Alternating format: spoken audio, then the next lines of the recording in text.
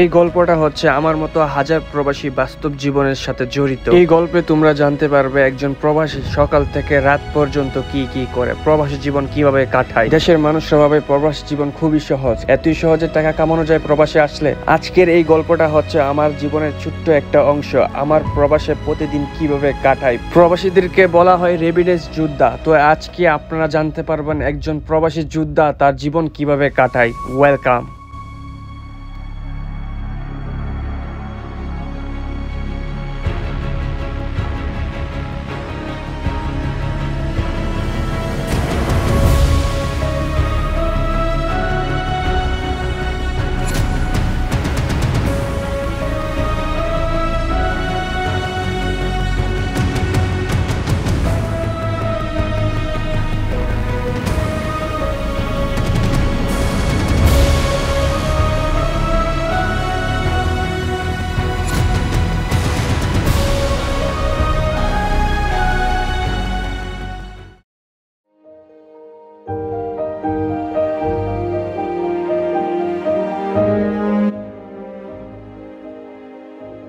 Good morning. সকালে ডিউটিতে আসলাম, আসার পর চোখের ঘুমই ভাঙতেছিল না, খুব ঘুম চোখের ভাব নিয়ে ডিউটিতে আসলাম, কাজ করতেছিলাম। ডিউটিতে আসতে না আসতেই চলে আসলো একটা বড় ধরনের অর্ডার। সেই অর্ডারটা হচ্ছে প্রায় লাখ টাকার উপরে। এই গাড়িটার হেডলাইট নষ্ট হয়ে গেছে, আর এই হেডলাইটটা আমি এখন কিন্তু গোডাউন থেকে নিয়ে আসছি।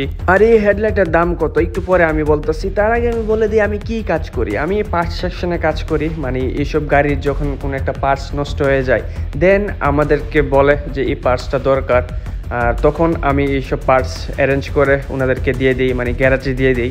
ডিউটি খুবই সহজ, সেলসম্যানের কাজের মতো। তো এই পার্টসটার দাম কত?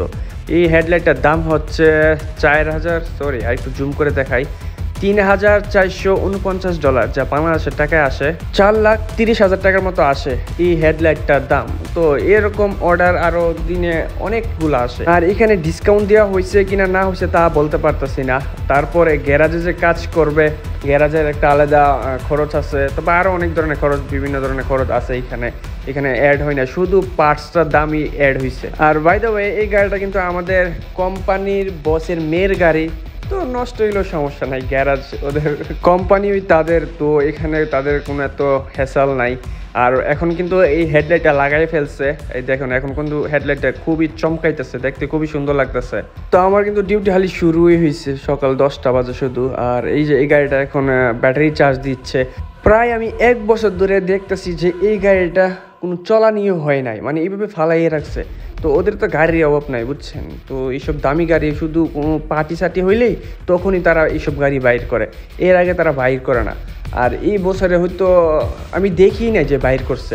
তো গতকালকে শুধু একবার বাইর করছিল, দেন পরে দেখে যায় লাইট সমস্যা, তারপর লাইট লাগাইছে, লাগানোর পর কালকে হয়তো একটা কোনো পার্টি আছে সেখানে যাবে এই গাড়ি নিয়ে। তারপর দেখতে না দেখতে দেখি যে আরেকটা কামারু গাড়ি আসা পড়ছে, আর এই গাড়িটা কী সমস্যা আছে তা বলতে পারি না, একটু পরে হয়তো জানা যাবো, এখন মাত্র আসছে এই গাড়িটা। দেন একটু পরে আমার এই গাড়িটার দিকে নজরে গেল, আর এই গাড়িটা হচ্ছে আমাদের কোম্পানি বসের মেয়ের জামের গাড়ি। কিছুদিন আগে আমি একটা ভিডিও বানিয়েছিলাম এই গাড়িটা নিয়ে। সো আজকে হঠাৎ করে এই গাড়িটা এখানে আসার কারণ হচ্ছে কালকে একটা পার্টি আছে, তো সেই কারণে এই গাড়িগুলো চেক আপ চলতেছে আজকে। তো এই চেক আপ করার পর ওয়াশ করা হবে, ওয়াশ করার পর গাড়িটা রেখে দেওয়া হবে কালকের জন্য। তো পার্টির মধ্যে একটু ভাবসাব তো দেখানো লাগবে, স্বাভাবিক, তাদের মতো আরও অনেক বড় বড় মানুষরা আসবে, বড় বড় বিজনেসম্যানরা আসবে ওই পার্টিতে। দেন আরও 2টা গাড়ি আসছে, 2টা গাড়ির মধ্যে ওয়েল ফিল্টার চেঞ্জ করবে, আরও কিছু টুকিটাক কাজ আছে এই গাড়িগুলো। একটা হচ্ছে কামারু আর একটা হচ্ছে করবেট, দুটাই কিন্তু একদম ইয়েলো কালার, তাও আবার 2টা একসাথে রাখছে, বুঝলাম না কেন। যাই হোক 2টা গাড়ি ভালোই লাগতেছে, দেখতে সুন্দরই লাগতেছে। দেন এখন দুপুর 12টা বাজে, আর এই গাড়িটা একটু আগে আসছে। এই গাড়িটার কিছু প্রবলেম হয়েছে, এখন গাড়িটার চেকিং চলবে, চেকিং হওয়ার পর দেখা যাবে যে এই গাড়িটার কি সমস্যা হয়েছে। ZR0 করবেট এর ভার্সন এই গাড়িটা। আর আমাদের কোম্পানিতে এত সুপার গাড়ি কি করে, বাই দ্য ওয়ে এই কোম্পানিটা হচ্ছে এইসব সুপার গাড়ি সেল করে, এইসব সুপার গাড়ি রিপেয়ার করা হয়, দেন এইসব গাড়ির পার্টস সেল করা হয়, গাড়ি ওয়াশ করে, everything A to Z। Corvette, Chevrolet, Cadillac, এইসব গাড়ির মানে ডিলারশিপ হচ্ছে এই কোম্পানিটা, আর এই কোম্পানিতে আমি চাকরি করি। অনেকেই জানার এখন ইচ্ছা যে কয় ঘন্টা কাজ করি, সপ্তাহে কয় দিন বন্ধ, স্যালারি কত। সপ্তাহে আমার 2 দিন বন্ধ, 10 ঘন্টা ডিউটি করি, স্যালারি মোটামুটি হাত খরচ মতো পাওয়া যায়। তো বাসায় গেলাম, বাসায় গিয়ে ফ্রেশ হলাম, ফ্রেশ হওয়ার পর এখন বাইকটা নিয়ে বাইরে যাব। এখন আমার রান্না বান্না করতে একদমই ইচ্ছে হচ্ছে না, কারণ প্রবাসে ভাই একটাই সমস্যা, ডিউটি শেষ তারপর রান্না বান্না করো, খাওয়া দাওয়া করো, ভাই ভাল লাগে না এইসব রান্না বান্না। তো এখন ভাবতেছি হোটেলে গিয়ে কিছু খাবার কিনে নিয়ে আসবো, নেওয়ার পর খাওয়া দাওয়া করবো। তো তার আগ পর্যন্ত আমি আজকে আর কোনো রান্না বান্না করবো না আর কি। গাইস, প্রবাসী জীবন পাবে অনেক সহজ, বাট আজকে আমি যেহেতু প্রবাসী থাকি, তো আমার প্রবাসী জীবনটা কীরকম সেগুলো আজকে আপনাদেরকে দেখাবো। ডিউটি শেষ, এখন ডিউটি শেষ হিসেবে আরও 2 ঘন্টা আগে। এখন যাচ্ছি বাজারে বাজার করার জন্য।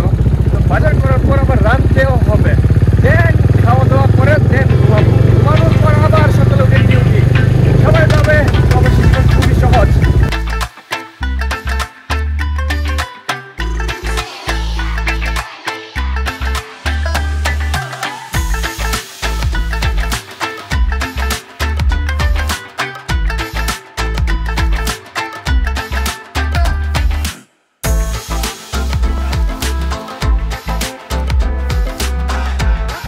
তো এখন রাত 8:30 বাজে।